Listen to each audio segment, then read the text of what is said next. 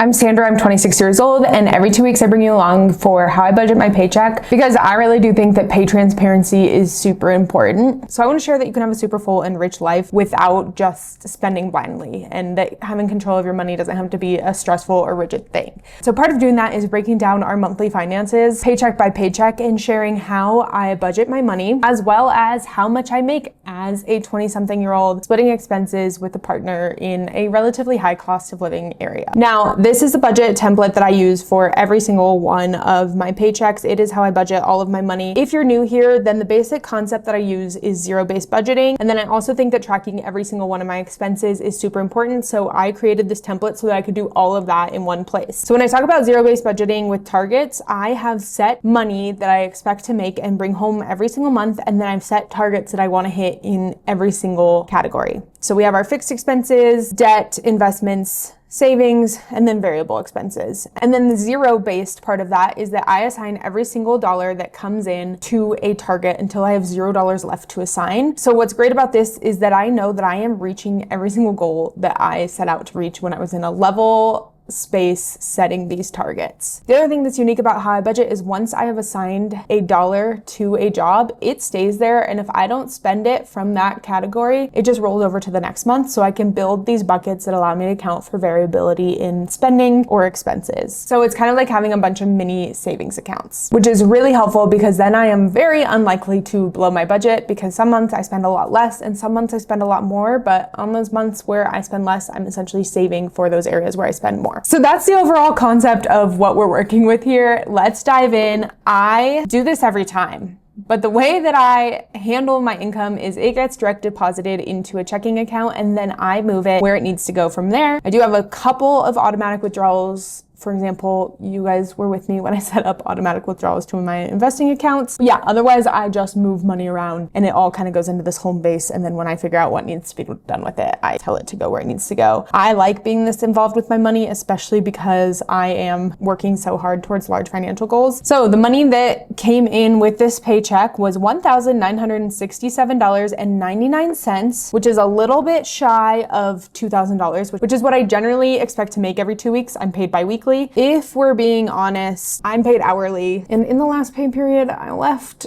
before 8 hours a couple times because I had done my job. So don't think I worked a weekend in that pay period, which has a little bit of a weekend differential. So $1,967. This is what I bring to the table. And then Jake just contributes $2,500 every single pay period to our living expenses. From this paycheck, that leaves us with $4,467.99 to work with. Now, last time we budgeted, we assigned everything in our variable expenses, and I believe we assigned all of our savings. Oh my gosh.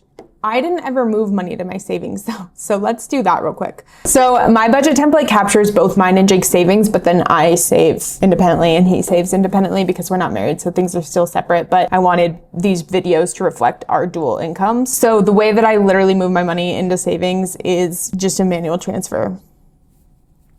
So my portion of that is $220. Oops. Anyways, last time we budgeted, I did assign my savings, but I forgot to move it because a few things happened. And then I also assigned variable expenses and I made a debt payment. So that leaves us with assigning our fixed expenses to make sure those are all covered for next month, making an investment, and then making another debt payment. And that is what I know that I have to do. Whatever money I have left over after this sesh, we're gonna go ahead and just keep, because it's a 3 paycheck month. So then with the next paycheck, I'll kind of make progress towards additional financial goals. So what we'll do first is we'll just go through step by step. I'll assign the money and then we can kind of check in with how we're doing for the month. The first thing I'm going to do, because it's the most important and it's my biggest financial goal, is that I made a $1,000 debt payment. So I'm going to go ahead and account for that here. I make the debt payment 2 days before I'm paid because it takes 2 days to process, because then it pulls from my account the same day I get paid. So my bank account only goes up and I don't actually feel like I'm paid anything.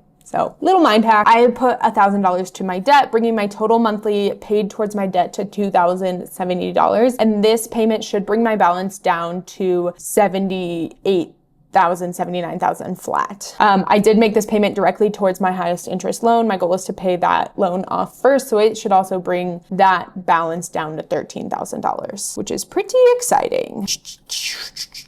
Next, we're gonna go through our fixed expenses and just assign all of those. And honestly, we are gonna be out of money relatively quickly here. I did roll over $283 from last pay period that I didn't assign. So that'll help cover some things. So let's just go ahead and get started here, starting with our mortgage, which was $3,046. This covers property insurance and property taxes as well. And then we have gas and power, which we budget $187 every single month for. And this is where having the bucket is super helpful, because when there are months that are lower, we just save up for the months that are higher, essentially. Where does this leave us? We have about $600 left to work with. So let's just go ahead and keep going, because I think that we'll have enough money here. I know that we'll have enough money because I made the budget. Okay, so next up is water. We save $80 a month for, and that usually tends to be right on the money. Okay, and then we've actually had a change in our budget here because Jake and I got a new phone plan, and that phone plan is gonna cost us each $50 a month. We switched to a new carrier, very excited about it. We have access to like satellite for the mountains. So we essentially just have a sat phone in our hands now. So I'm gonna go back and adjust the budget later, but right now I'm just gonna assign $100 for Jake's phone, and then I will change it. So this month we've brought in $8,963.30 and assigned $8,619, leaving us with about a $300 difference. I try to invest $583 every single month.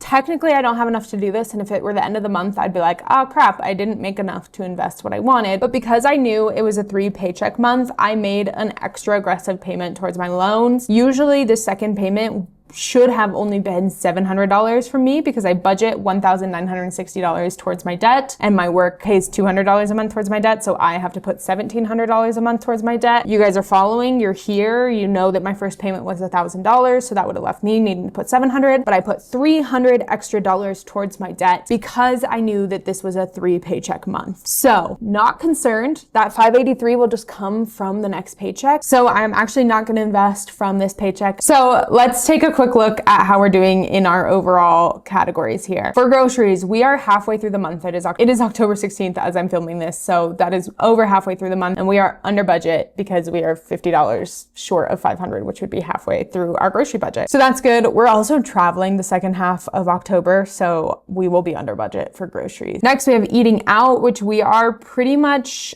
done spending on. We had Jake's family over and ordered pizzas for everybody, so that was like $90. So that pretty much ate through our entire eating out budget, which is perfectly fine, because that is why we have a budget, so that we can feel super happy just like treating everyone to something nice. Cars, we have been working on figuring this out because Jake has started commuting 2 days a week, and his commute is really far and costs a lot of money. So you've heard me talk in other videos about the fact that we're overspending, and we're just kind of figuring it out. We have $88.43 spent here so far. This does include a camping trip where we filled up the truck, so I don't know what to make of this. And then for the household, we are basically out of money on that budget. A lot of this is from stuff that we needed, that like we ran out of all our travel size toiletries and we're traveling again, so we just had to reorder a lot of those. And then subscriptions, we have Spotify paid for already, and that's $17 of our $50 budget. So pretty on track there. And then otherwise I need to put all this in, but it's just a project for another time, if I'm being honest. Basically, I overspent on big financial goals, knowing that I had another paycheck coming this month. So technically I wasn't able to put money towards all of my categories because I quote overextended, but I did that knowing that this was a 3 paycheck month and we were going to use this paycheck to reach financial goals. So that is why